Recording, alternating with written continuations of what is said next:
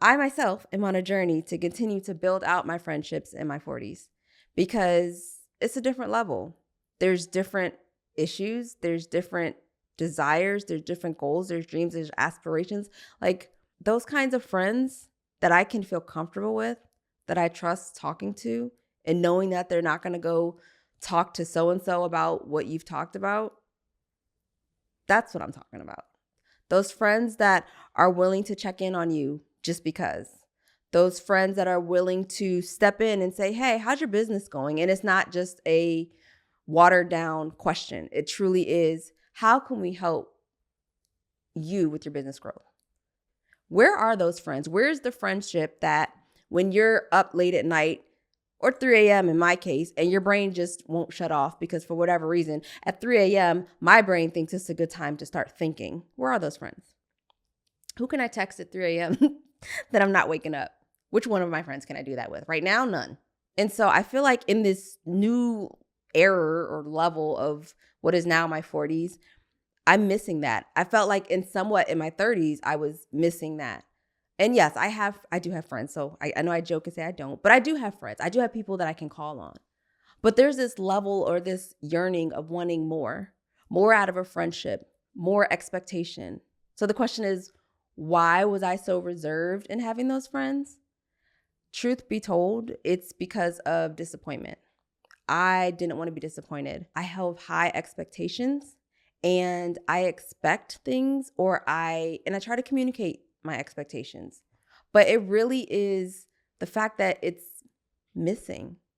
Like, why can't I just be comfortable with sometimes there's some disappointment? I have been thinking lately about what that looks like for me. And it may be the case for you. Maybe you're a little bit more guarded. Maybe you consider yourself introverted. Hell, maybe you consider yourself extroverted. It doesn't matter. It's that level of disappointment, like disappointment in a person because they weren't there when you would need them to be, or because you're there for them, but it's not reciprocated. So for me, it's overcoming that feeling of disappointment, being comfortable, because I have no issues striking up a conversation. I have no issues, having the discussions or the cross checks. I have no issues with any of that. I have no issues praying for you. I have no issues talking about business and strategy because that is my jam. But finding that friend, and that friend might not be everything, sharing my vision, right? They might not be everything. You might have a friend for all, a friend for some, a friend for each.